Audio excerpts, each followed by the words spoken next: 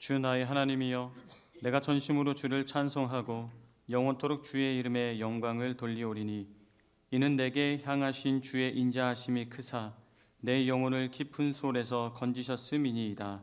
아멘. 우리를 구원하시기 위해 독생자 예수 그리스도를 이 땅에 보내주신 사랑의 하나님, 주님의 성탄을 기다리는 대림절 첫 주에 성전에 나와 예배드리게 하신 은혜를 감사드립니다. 이 거룩한 예배를 통해 주님께서 주시는 은혜를 충만히 받게 하시고 선포되어지는 말씀을 통하여 우리를 위해 오신 주님의 사랑을 깨닫고 말씀대로 행하는 성도들이 되게 하옵소서. 우리 주 예수 그리스도의 이름으로 기도드립니다. 아멘.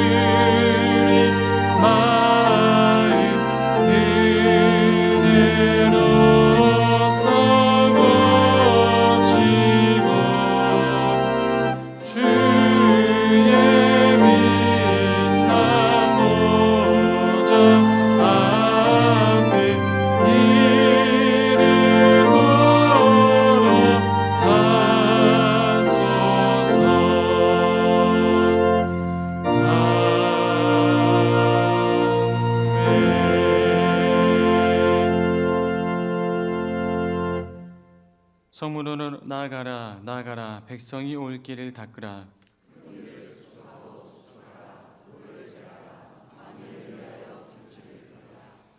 여호와께서 땅 끝까지 선포하시되 너희는 딸 시온에게 이르라. 보라, 내 구원이 이르렀느니라.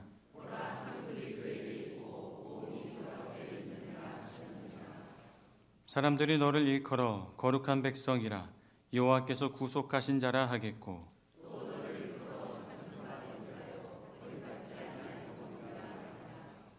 선지자 이사야의 책에 쓴 바 광야에서 외치는 자의 소리가 있어 이르되,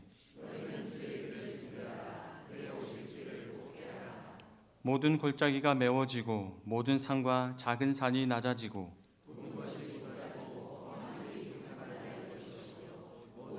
제가 하나님의 구원하심을 보리라 함과 같으니라. 아멘. 다 함께 우리의 신앙을 고백하겠습니다. 전능하사 천지를 만드신 하나님 아버지를 내가 믿사오며 그 외아들 우리 주 예수 그리스도를 믿사오니, 이는 성령으로 잉태하사 동정녀 마리아에게 나시고 본디오 빌라도에게 고난을 받으사 십자가에 못 박혀 죽으시고 장사한 지 사흘 만에 죽은 자 가운데서 다시 살아나시며 하늘에 오르사 전능하신 하나님 우편에 앉아 계시다가 저리로서 산 자와 죽은 자를 심판하러 오시리라. 성령을 믿사오며 거룩한 공예와 성도가 서로 교통하는 것과 죄를 사하여 주시는 것과 몸이 다시 사는 것과 영원히 사는 것을 믿사옵나이다. 아멘.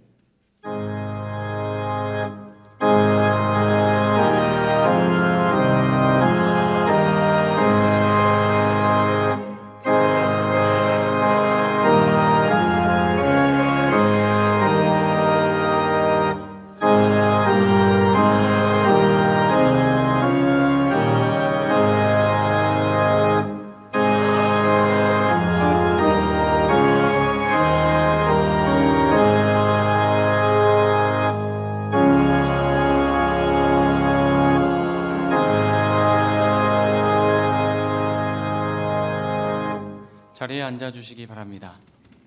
사랑이 많으시고 자비로우신 하나님, 모든 육체는 풀과 같고 그 모든 영광은 풀의 꽃과 같으니 풀은 마르고 꽃은 떨어지되 오직 주의 말씀은 세세토록 있도다라는 말씀처럼 인간의 삶과 영광은 일시적이지만 하나님의 말씀은 영원하심을 믿고 거룩한 영적 예배를 드리기 위하여 예배의 자리에 나온 모든 성도님들에게 주님께서 친히 임재하여 주셔서 주님의 말씀을 사랑하게 하시고 그 말씀을 따라 세상을 변화시킬 수 있는 믿음과 은혜를 내려 주시옵소서. 하나님께서 오르동교회를 사랑하시어 70주년을 맞이할 수 있도록 허락하여 주시고 우리를 통하여 지역사회에 빛과 소망을 비칠 수 있도록 인도하시고 예비하여 주심에 감사를 드립니다. 주님의 말씀과 사랑, 주님께서 주신 믿음으로 세상의 유혹과 거짓을 물리치며 주님의 말씀과 뜻에 따라 거룩하고 정직한 삶을 살아갈 수 있도록 은혜를 내려 주시옵소서. 오늘 대림절 제1주를 맞이할 수 있도록 허락하여 주심에 감사를 드립니다. 마라나타, 세상에 참된 평화와 구원을 주시기 위하여 이 땅에 오실 예수님을 간절히 기다리며 자신을 되돌아보는 자아 성찰의 시간이 되게 하셔서 부끄럽지 않은 모습으로 주님을 맞이할 준비가 되어 있는지 돌아보는 시간이 되게 하여 주시옵소서. 국가를 위하여 기도드립니다. 대통령과 위정자들, 공직자들에게 하나님의 참뜻을 깨닫게 하여 주시옵고 지혜와 분별력을 내려 주시옵소서. 하나님의 공정함을 대통령에게, 하나님의 정의로움을 위정자들에게 베풀어 주시옵고 그들이 국민을 정의로움과 공정함으로 통치하게 하여 주셔서 세세대대로 해처럼 빛나는 대한민국이 되게 하여 주시옵소서. 그리하여 온 국민이 하나님을 경배하며 찬미하게 하시고 하나님의 영광이 온 땅에 가득 차고 넘치게 하여 주시옵소서. 교회를 위하여 기도드립니다. 속회 조직과 영화부부터 청년부, 청장년 선교회, 여선교회, 남성교회 이르기까지 각 기관을 눈동자같이 지켜주셔서 학교, 직장, 사업장 등 모든 곳에서 머리가 되고 꼬리가 되지 않게 하시며 겸손과 사랑의 자세로 다른 이들을 이끌어가는 삶을 살게 하시옵소서. 그리함으로 세상 속에서 신뢰받으며 하나님을 영화롭게 하는 삶을 살아가게 하셔서 우리들의 숭고한 헌신과 봉사가 다음 세대에 크게 영향을 미치는 밑거름이 되게 하시옵소서. 또한 오르동교회가 참 진리를 담지한 교회로서 지역사회의 구원의 등불이 되게 하시어 구원의 방주의 역할을 감당하는 참된 교회로 우뚝 서게 하여 주시옵소서. 복음의 말씀을 선포하시는 담임 목사님에게 성령의 능력으로 붙들어 주셔서 낙심한 이들이 소망을 가지게 되는 말씀을 통하여 마음이 상한 이들에게 위로받게 하시며 우리들에게는 삶의 힘이 되는 원천이 되게 하시고 복음 속에서 문제가 해결되는 축복을 경험하는 시간이 되게 하시옵소서.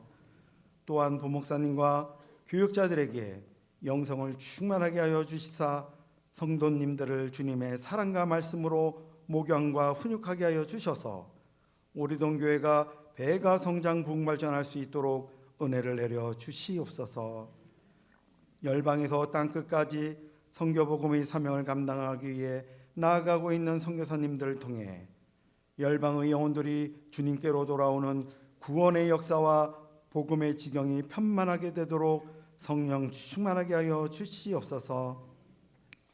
하나님, 이 시간 우리의 모든 죄, 육신의 정욕, 안목의 정욕과 이생의 자랑을 자복하오니 사하여 주시옵고 우리의 모든 병을 고쳐주시며 우리의 생명을 파멸해서 속량하시고 좋은 것으로 우리들이 바라는 모든 소원들이 이루어지고 만족할 수 있도록 큰 축복을 내려 주시옵소서. 참된 예배, 은혜와 평강의 예배를 드리기 위하여 보이지 않는 곳에서 묵묵히 수고와 노력으로 헌신하시는 여러 지체들과 언제나 신실하고 진실한 믿음으로 준비하여 드리는 호산나 찬양대와 가리스 챔버 오케스트라의 아름다운 표향을 기쁘게 받아 주셔서 에베네셀의 하나님께서 도우시어 행복한 삶을 살랐다고 고백하며 주님을 찬양하고 앙모하며 사는 축복된 삶이 되게 하시옵소서. 지금도 지선하시며 무음하심으로 살아 역사하신 하나님을 굳게 믿사오며 사랑이 많으신 나사렛 예수 그리스도의 이름으로 간절히 기도드렸사옵나이다. 아멘.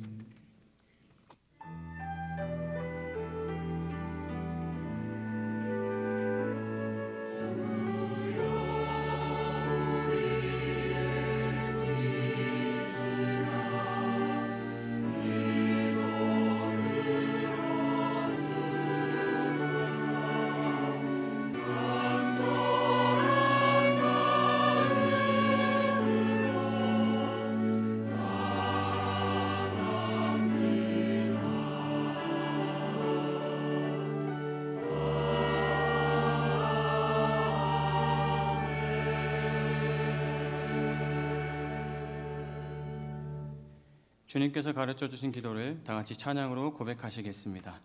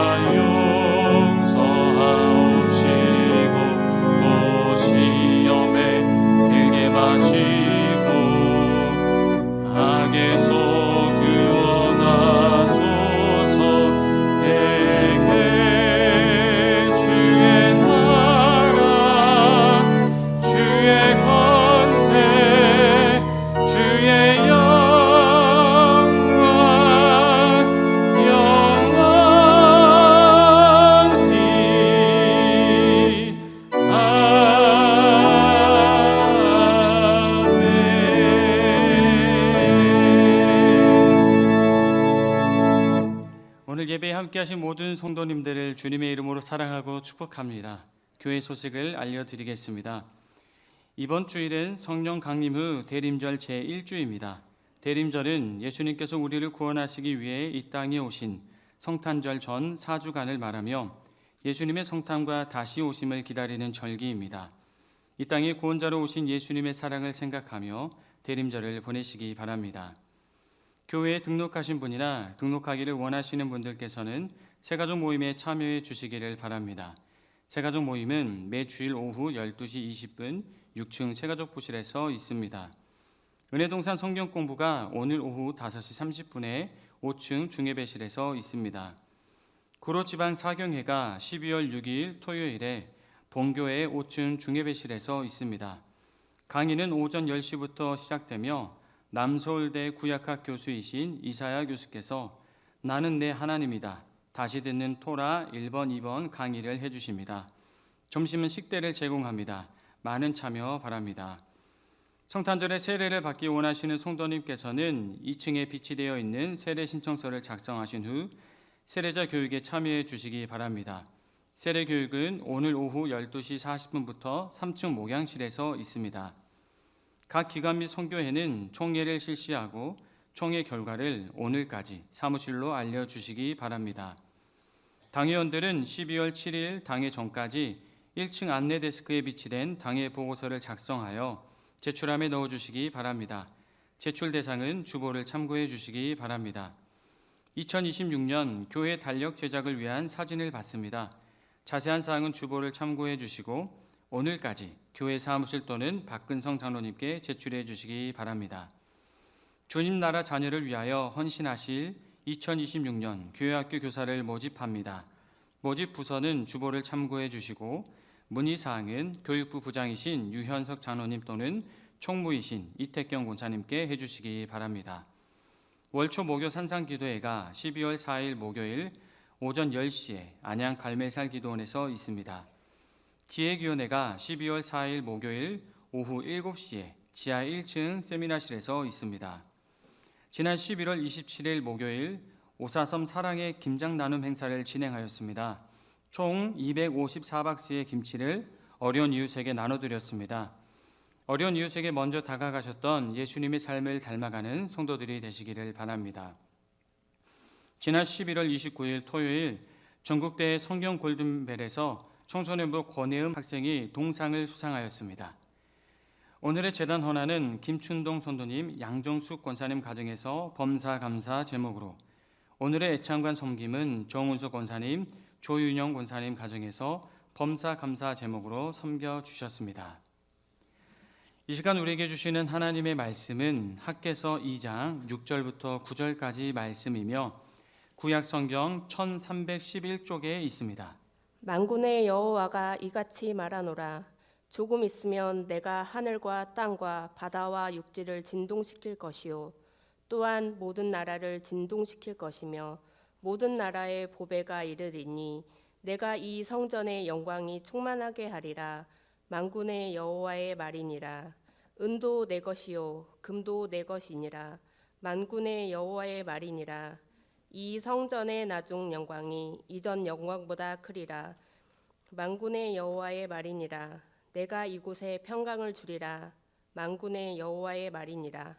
아멘.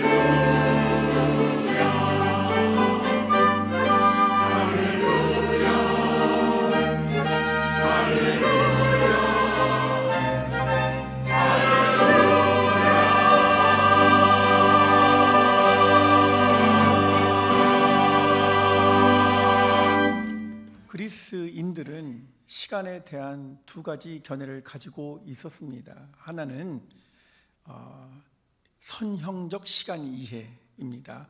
크로노스라고 하는 것인데 과거, 현재, 미래, 어제, 오늘, 내일 이런 의미의 뜻에서 우리가 흔히 잘 알고 있는 시간 개념인 크로노스라는 단어를 알고 있죠. 그런데 그리스인들은 그런 단어만 쓰질 않고 또 다른 단어 카이로스라는 단어도 사용했습니다. 그것은 우리가 예측할 수 없는 어떤 강력한 힘의 임재라는 관점에서 카이로스라는 단어를 사용했어요. 우리 성경에 보면 주님께서 이 땅에 오셔서 공생애를 시작하시면서 때가 찼다, 하나님 나라가 가까이 왔다, 회개하고 복음을 믿어라, 이렇게 마가복음 1장 15절에서 말씀해 주실 때에 그때 사용된 때, 시간이라는 단어는 카이로스라는 단어가 사용된 것을 우리는 잘 알고 있습니다. 로마인들도 마찬가지로 이런 시간에 대한 두 개의 상이한 관념을 가지고 있습니다. 미래를 뜻하는 단어가 두 개인데요. 하나는 오늘 우리들이 퓨처, 미래라는 단어를 쓰는 라틴어 단어 푸투룸이라는 단어도 있지만 또 다른 하나의 단어, 교회에서 사용하고 있는 즉 대림절, 대강절, 강림절 때 쓰는 어드벤트라는 단어는 라틴어 아드벤투스에서 온 단어입니다. 그러니까 그리스인들이나 로마인들이나 그들이 한 가지로 생각한 것은 우리가 예측하고 우리가 계획을 해서 우리가 미래를 향해서 나아간다, 이런 시간 의식도 가지고 있지만 초자연적이고 초월적인 강력한 힘이 우리에게 다가오는 것, 우리가 알 수도 예측할 수도 또 준비할 수도 없는 강력한 그 어떤 힘이 우리에게 마주서서 오는 것, 이런 것에 대한 시간 이해를 가지고 있었습니다. 당연히 우리가 성경을 읽게 되면 전자보다는 후자의 의미로 우리는 지금 대림절 앞에 서 있는 것입니다. 오늘 본문 학개서 2장은 어떻게 보면 학개라고 하는 선지자는 짧은 글을 기록했지만 그가 사역을 했던, 또 그가 당면했던 그와 같은 상황은 아주 절박했던 시기인 것 같습니다. 오늘 본문은 잘 알고 계신 것처럼 이스라엘 백성들이 바벨론의 포로로 붙잡혀 갔다가 바벨론의 왕의 호의를 얻어서 그들이 다시 고향으로 귀환한 것과 연관이 있습니다. 그들이 고향으로 돌아왔을 때 마주한 상황은 어떠한 상황이었을까요? 고향은 폐허였습니다. 고향 땅에는 남아있는 사람들이 있었지만 그들은 보잘것없는 사람들이었습니다. 무엇을 기대한다거나 무엇을 계획하거나 무엇을 도모할 만한 그와 같은 여력을 갖추지고 있지 못해서 많은 사람들이 부정적 시각을 가지고 있게 되었을 때 하나님의 사람들은 다른 시선을 발견했습니다. 즉 우리를 향하신, 당신의 백성들과 자녀를 향하신 하나님의 약속의 말씀을 다시 상기시키고 기억해내는 일이었기 때문에 그렇습니다. 그래서 오늘 우리가 읽은 본문을 보시면 여기에 학개는 하나님의 말씀을 대언하는 선지자로서 말을 할 때마다 다음과 같이 동일한 말을 반복합니다. 만군의 여호와가 이같이 말하노라. 조금 있으면 내가 하늘과 땅과 바다와 육지를 진동시킬 것이요 또한 모든 나라를 진동시킬 것이며 모든 나라의 보배가 이르리니 내가 이 성전의 영광이 충만하게 하리라. 만군의 여호와의 말이니라. 은도 내 것이요 금도 내 것이라. 만군의 여호와의 말이니라. 이 성전의 나중 영광이 이전 영광보다 크리라. 만군의 여호와의 말이니라. 내가 이곳에 평강을 주리라. 만군의 여호와의 말이니라. 사람으로서는 생각할 수 있는 것이 부정적이고, 사람으로서는 아무리 정말 이렇게 저렇게 쥐어짜도 부정적인 것밖에는, 그 다음에 생각해낼 것이 더 이상 없는 그와 같은 상황, 모든 사람들이 똑같은 것을 보고 있는 시점에서 하나님의 사람들은 그 눈을 들어서 위를 보기 시작한 것이지요. 여러분, 사방팔방으로 모든 것이 막혀있는 이와 같은 상황 속에서 믿음의 사람들의 시선은 좌나 우로나 앞이나 뒤로부터가 아니라 오직 하늘로부터 주어진다는 사실을 기억하셨으면 좋겠습니다.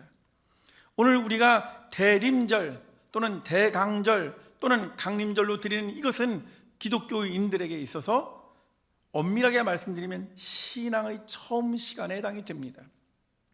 세상의 달력은 12월로 끝나고 1월부터 새로 시작하지만 기독교인들은 주님이 오심을 기다림, 주님이 오심을 간절히 사모함으로부터 신앙의 시작이 이루어지기 때문에 그렇습니다. 그래서 대림절이 시사하는 바는 매우 중요한데, 이것을 잘 보여주는 대목 가운데 하나가 오늘 우리가 읽은 학개서 2장에 나와 있습니다. 이 본문은 아주 선명하게 다음과 같은 세 가지를 우리들에게 가르쳐주고 있습니다. 첫 번째, 하나님은 우리에게 분명히 오신다는 것입니다. 어떻게 오시는가 하는 방식은 잠시 후에 말씀드리도록 하겠습니다만, 학개 선자는 분명히 주께서 우리에게 임재하실 것이다, 우리에게 다가오실 것이라고 말씀합니다. 두 번째로, 우리는 그분을 기다려야 할 이유가 있습니다. 왜 그분이 오시는가? 그것은 우리가 그분을 필요로 하기 때문이라는 사실을 가르쳐주고 있는 것입니다. 세 번째로, 그분이 오시면 무슨 일이 일어나는가? 그분이 오시면 무엇이 달라지는가 하는 것을 오늘 본문은 우리들에게 가르쳐주고 있는 것입니다. 저는 첫 번째로 그분이 우리에게 오신다 하는 이 말씀이 얼마나 놀라운 선포인가 하는 것을 말씀드리고 싶습니다. 내가 오리라 또는 내가 가리라, 이 짧은 문장은 오늘 성경 본문의 표현을 빌자면 하늘과 땅, 바다와 육지를 뒤흔드는, 엄밀하게 말하면 온 우주를 뒤흔들어 놓는 놀라운 하나님의 선언이라고 하는 것입니다. 많은 사람들은 이러한 것에 대해서 별로 동의하지 않는 사람들이 많이 있습니다. 심지어 교회를 다니는 사람들조차도 그런 것에 대해서 주저하는 사람들이 많이 있습니다. 우리 역사를 돌이켜놓고 보았을 때 많은 사건 사고가 있었지만 지나놓고 보니까 다 그게 그거 같아요. 이런 것도 경험해보고 저런 것도 경험해보니까 우리의 감각은 무뎌지기 시작을 합니다. 제가 며칠 전에 저희 학생들 같이 스터디하는 학생들이 있어서 나 이번 주일날 설교하러 간다. 아유, 대림절 설교 하시겠네요? 그렇지, 절기 설교가 제일 힘들어. 그래서 뭔가 다른 거를 하면 좋은데 절기 설교를 하려고 그러면 거기에 맞춰서 본문을 선택해야 되고 늘 해마다 듣는 거니까 말이죠. 그래서 교수님 이번에는 뭘 설교하시는데요? 그래서 이런 본문을 가지고 이런 메시지를 전달할까 해. 그런 제목을 제가 주님이 오신다 그랬더니 한 대학원 학생이 있다가 주님 오시는 거 맞죠? 이렇게 물었습니다. 여러분 뉘앙스를 들으셨나요? 주님이 오시는 거 맞죠? 라는 뜻이었습니다. 여러분, 그러면 그것이 어쩌면 오늘 우리들이 그저 어떤 사람들은 그런 거에 아랑곳하지도 않고 살아갈 뿐만 아니라 심지어 신앙을 가진 사람들조차도 주님이 오실까? 이렇게 의문을 표하는 경우를 우리 볼 수 있습니다. 여러분, 그분이 오셔야 되는 이유가 분명한 것이지요. 그분이 우리에게 오신다고 말씀하셨기 때문에 우리가 오셔야 될 이유가 있습니다. 왜? 우리의 삶은 불완전합니다. 하나님의 형상대로 지음받은 자들은 하나님의 자녀답게 살아갈 수 있는 능력과 권세를 갖추고 있어야만 하는데 실제로 우리의 삶은 그러한 것으로부터 깊이 추락한 상태입니다. 그래서 우리들은 스스로 하나님과의 깨어진 관계를 회복할 수 없는 깊은 틈 속에 사로잡혀 있게 되는 것입니다. 우리는 이러지도 못하고 저러지도 못하는 상황 속에서 어쩌면 현재의 상황을 그냥 어디까지 가는지 두고 보자, 이런 식으로 살아가는 것이 일반적인 삶 속에 성경은 분명히 우리에게 말해주기를 내가 오리라 라고 말씀해주고 있다는 거거든요. 여러분, 그 말씀, 다시 말하면 썩지 아니할 것이 썩을 것 안으로, 영원하신 분께서 시간 안으로 막힌 담을 헐고 우리 안으로 들어오시는 것입니다. 그러면서 신약 성경에 오게 되면 하나님의 독생자 예수 그리스도께서, 말씀이시던 그분께서 육신을 입고 낮고 천한 이 땅에 오셨다라고 말하고 있는 것입니다. 예수 그리스도의 오심으로 말미암아 하늘과 땅이, 정의와 자비가, 영원과 순간이 하나로 만나는 놀라운 사건이기에 오늘 학계 선지자는 이것을 뭐라고 설명했느냐? 온 우주가 진동하는 사건이라고 말한 것입니다. 우리 기독교인들에게는 성육신 사건이라고 하는 것이 얼마나 놀라운 구원의 중요한 개념인가 하는 것을 아셔야만 합니다. 막연하게 교회를 다니니까 예수님에 대해서 뭐라고 고백해야 될 것인가 하는 정도로만 생각하시면 안 되고, 하나님이 친히 우리에게 오신, 낮고 천한 방식으로 우리 가운데 오신 이 사실을 통해서 우리는 무엇을 배워야 되느냐? 그분만이 진정한 우리의 왕이요, 그분만이 참으로 우리를 판단하시는 재판관이요, 그분만이 참으로 우리의 주인 되신 구원자이시라는 사실을 고백하기 위해서 하나님이 친히 낮고 천한 이곳으로 오셨다는 것입니다. 그분은 오셔서 흩어진 사람들을 하나로 모으셨습니다. 혼란한 세상에 참된 길을 제시하셨습니다. 그리고 마지막 날에 모든 것을 정의와 공의로 심판하실 뿐만 아니라 당신의 자비와 긍휼로 회복시켜 주실 것입니다. 따라서 내가 오리라 한 이 말 속에 우리는 이제 우리의 분주한 모든 삶의 여건으로부터 마음과 생각을 주님께로 집중시키는 시기, 그것이 곧 대림절의 모습인 것입니다. 그러면 그분은 왜 우리에게 오셔야만 했습니까? 아니, 거꾸로 말씀드리면 왜 우리는 그분의 오심을 이렇게 간절히 열망해야 한다는 말입니까? 그것은 다름이 아니라 학계 선지자가 아까도 고백했던 것처럼 이 절망과 폐역 가운데 있는 사람들에게 참 희망을 우리는 필요로 하기 때문에 그렇습니다. 세상의 그 어떤 것에서도 위로를 받을 수도 없고 소망을 찾을 수도 없는 이때에 하나님의 약속을 기억하고 하나님의 말씀을 상기시킴으로써 그분만이 참 희망이라는 사실을 그가 가르쳐주고 있기 때문에 그런 것이죠.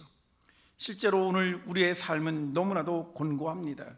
저는 몇 가지를 살펴볼 터인데, 첫 번째는 우리 자신을 한번 생각해 봅시다.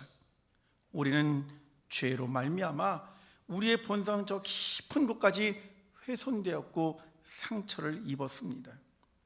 이사야 선지자는 이사야서 1장 6절에서 말하기를 이스라엘 백성들을 향하여 고발합니다. 너희가 발바닥부터 정수리까지 성한 곳이 한 군데도 없구나. 여러분, 이 세상의 많은 철학 또는 정신, 제도, 인간이 추구했던 그 없이 많은 노력들조차도 인간을 이와 같은 곤고한 상처로부터 온전히 치유해주지 못합니다. 무수히 많은 유토피아들이 언급되었지만 말 그 자체로 모순 아닙니까? 그 어떤 곳에도 존재하지 않는 것. 세상 사람들은 그런 방식으로 그저 진보도 생각하고 그런 방식으로 낙관적으로 생각할지는 모르겠습니다만, 그와 같이 진보와 낙관을 이야기하는 역설적으로 많은 사람은 더 절망스러워합니다. 제가 최근에 읽었던 책 가운데 하나가 팩트풀리스라는 책이 하나가 있는데 다 읽지는 못했습니다만 내용은 아주 간단합니다.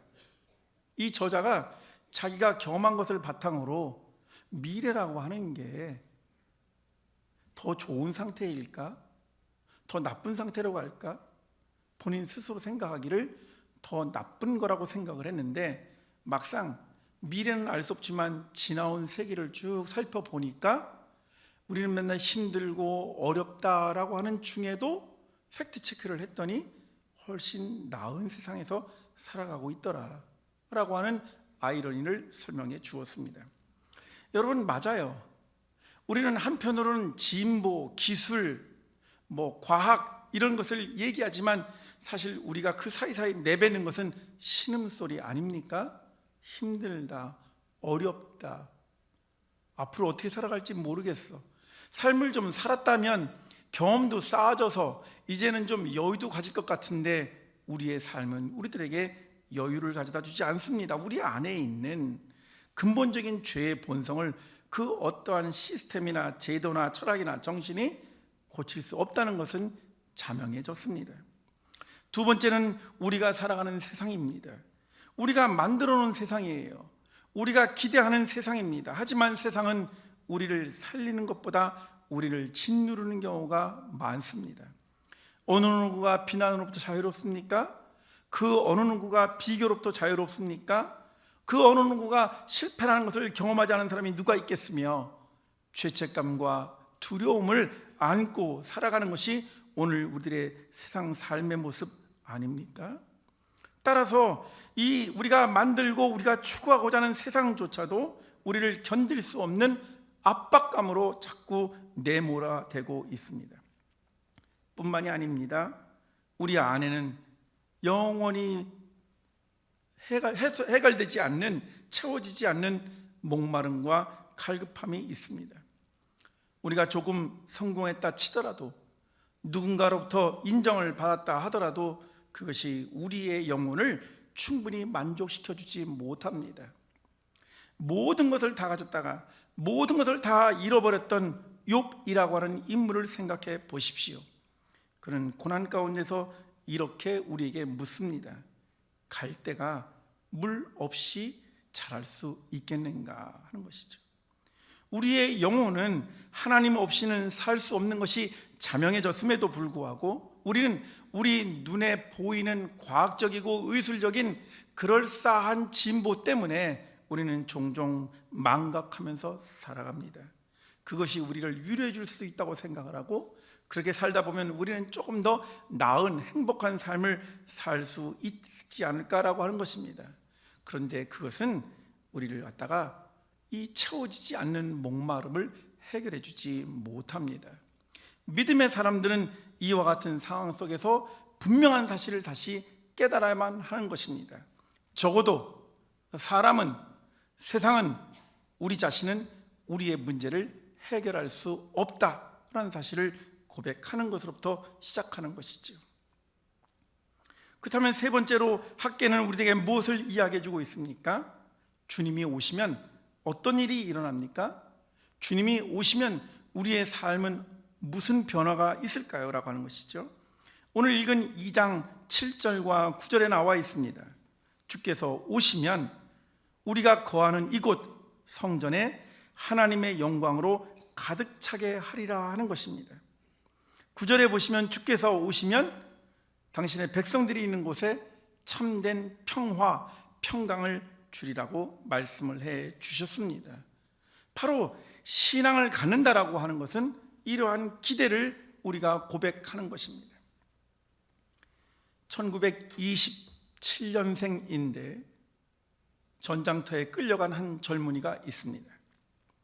독일이 전세가 뒤집어져서 이제 연합군으로부터 심각한 공격을 받을 때 그는 최전선에 있었습니다. 영국 공군 부대가 아주 그냥 초토화 작전이라고 하는, 그래서 일명 고모라 공습이라는 걸 했습니다. 고모라라는 말이 성경의 이름 뜻인 거 아시겠죠? 소돔과 고모라에서 나온 말입니다.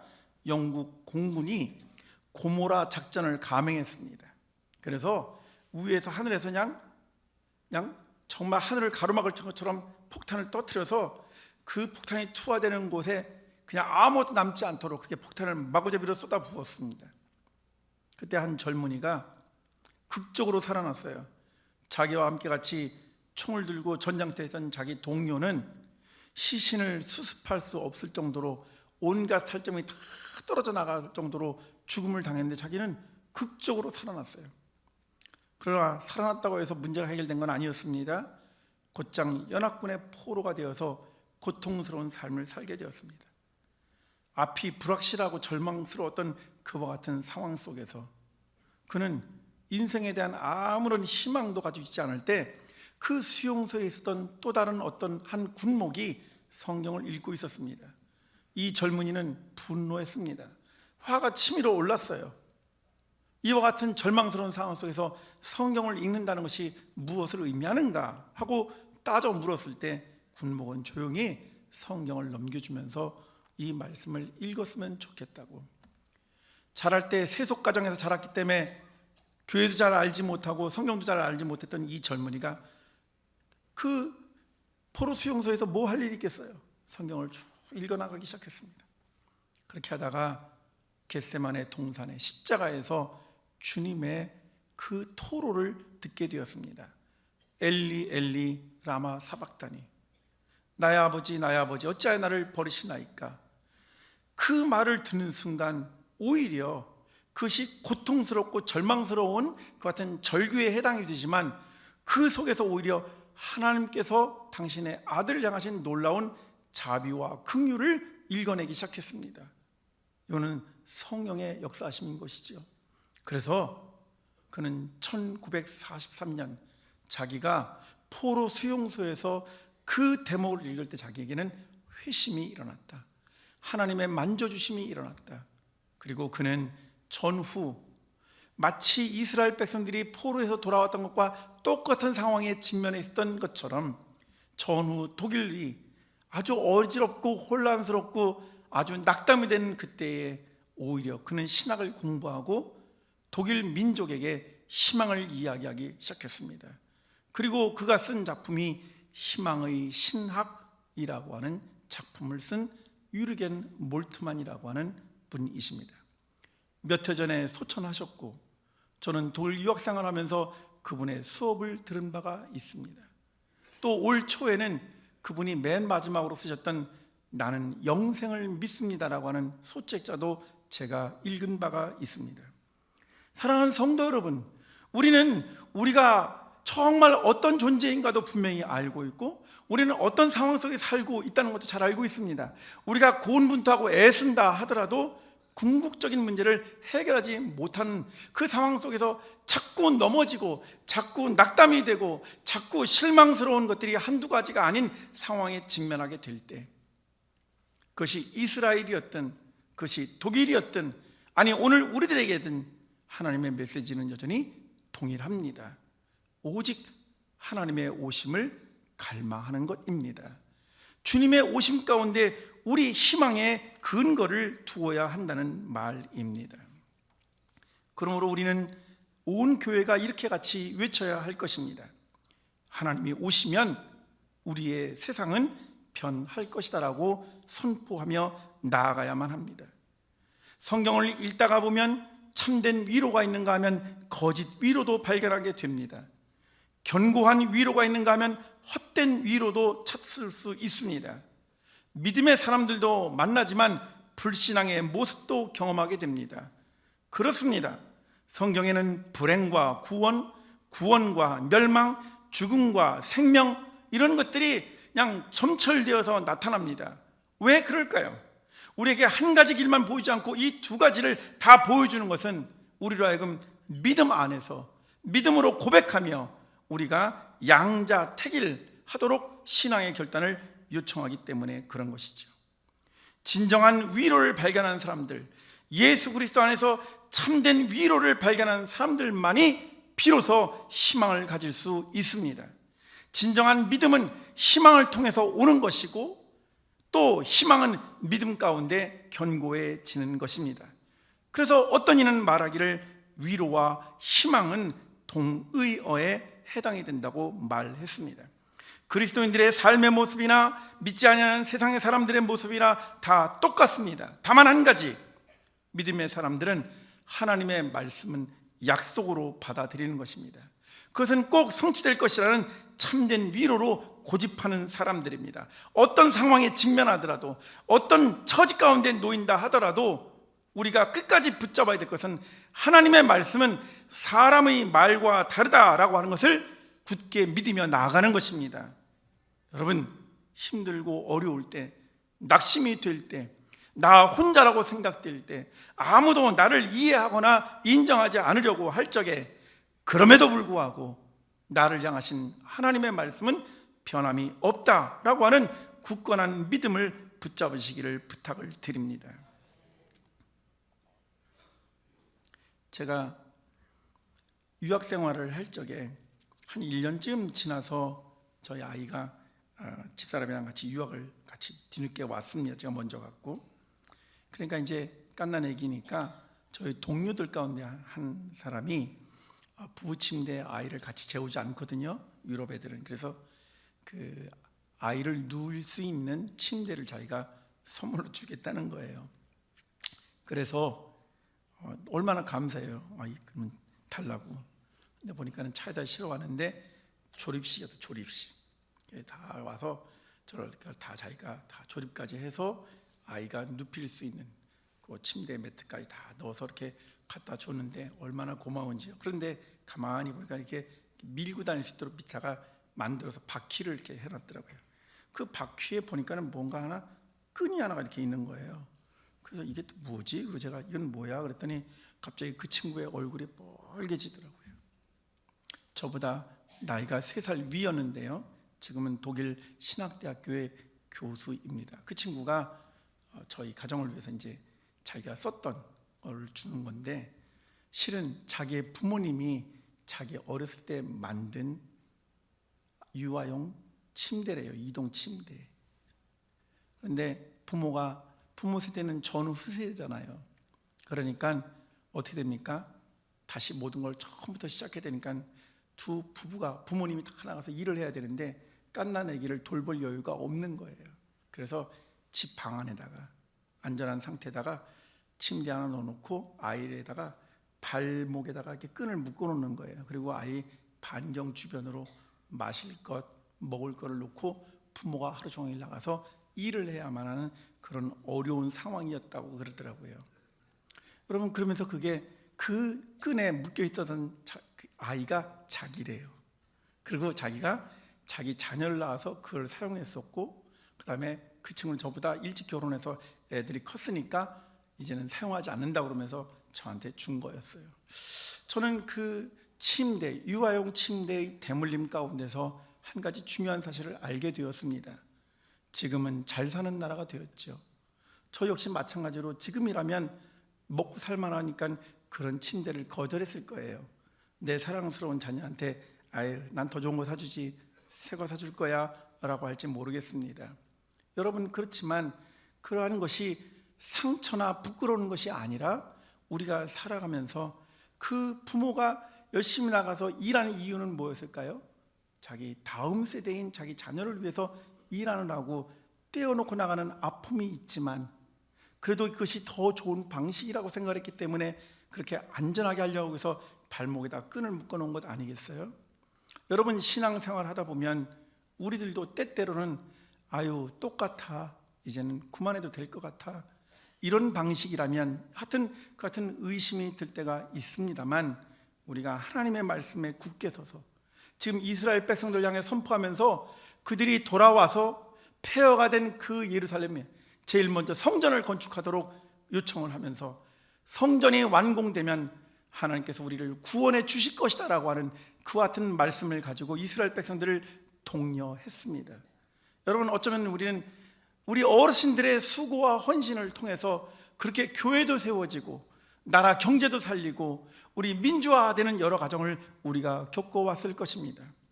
올 한 해도 그런 일을 위해서 수고하고 애쓰시고 땀 흘리셨을 텐데, 이제 우리가 하는 이런 일들을 위해서 한 가지 꼭 기억해야 될 것이 있습니다. 그것은 참된 위로자 되신, 그리고 진정한 왕이신, 그리고 우리의 구원자가 되시는 예수 그리스도를 어떠한 경우에도 잃지 않아야 된다는 것입니다.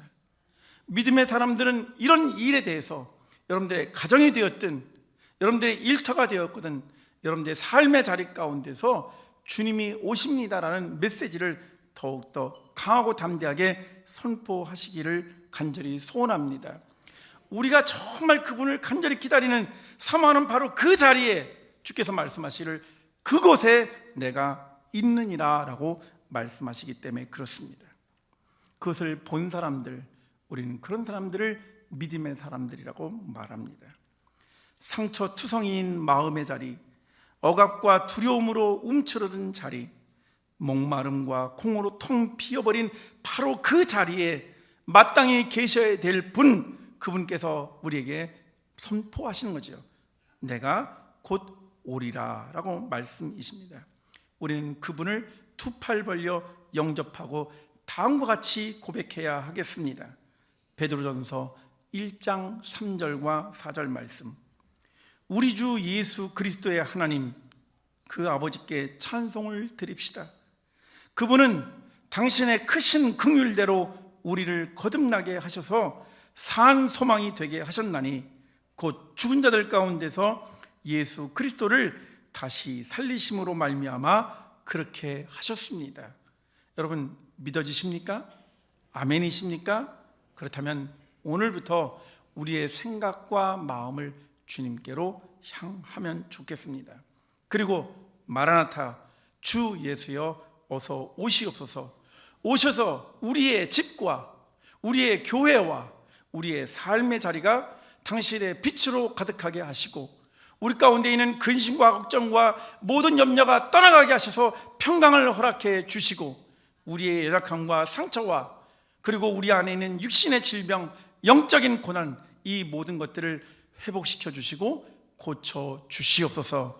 이와 같은 고백이 울려 퍼지기를 주님의 이름으로 간절히 부탁드립니다.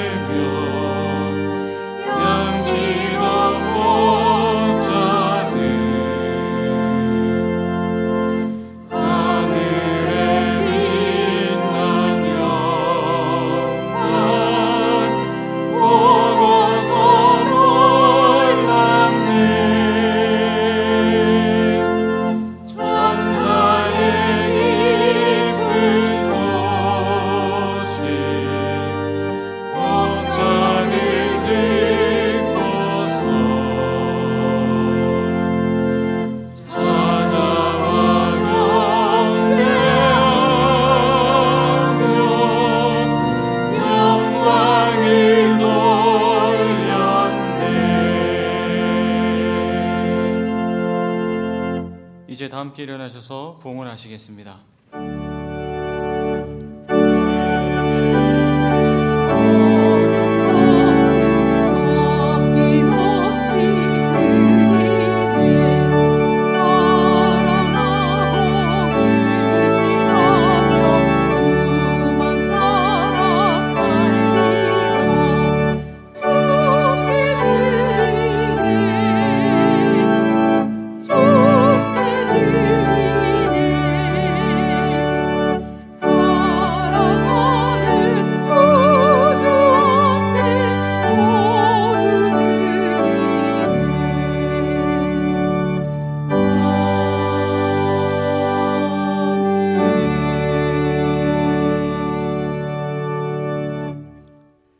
죄와 분열과 어둠이 가득한 이 땅에 사랑과 화평의 왕으로 오신 성탄절을 준비하는 대림절 첫 주에 성전에 나와 예배하며 주님을 높여드리게 하심을 감사합니다.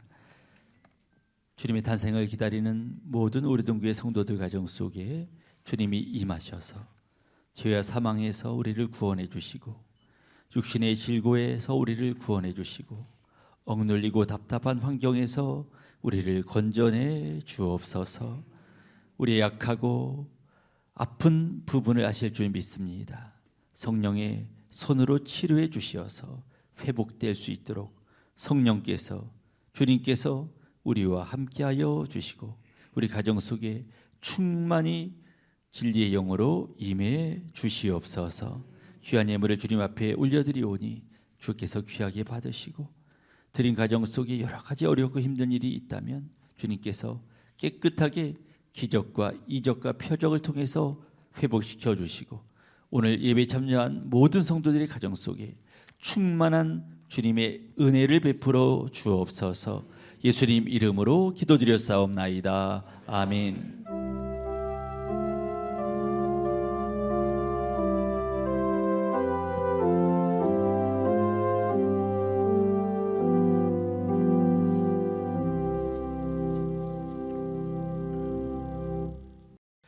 우리를 구원하시기 위해 이 땅에 오신 주님을 마음을 다해 기다립니다.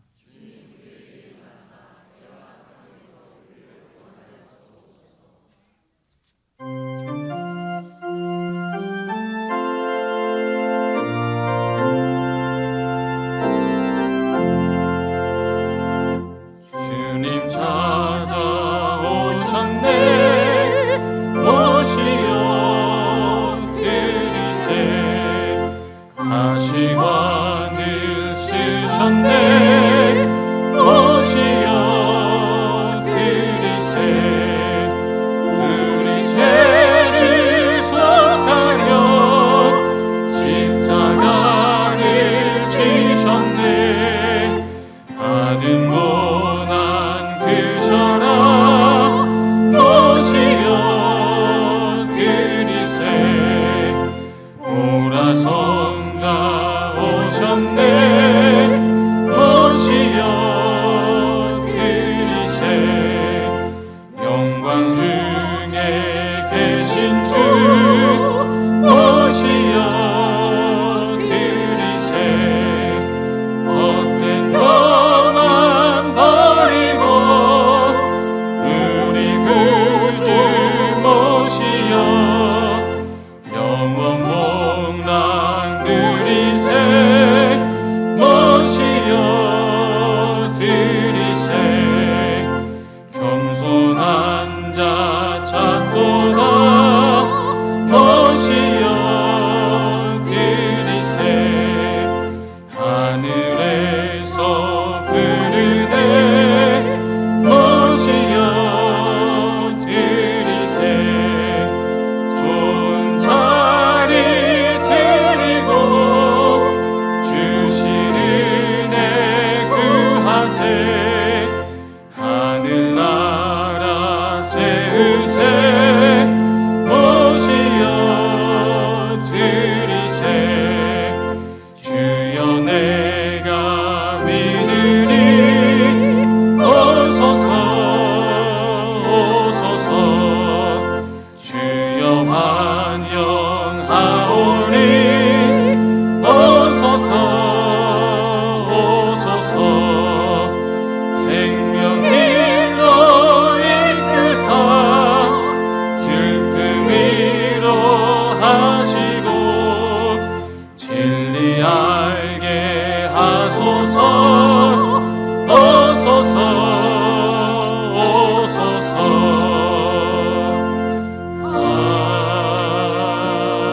아멘.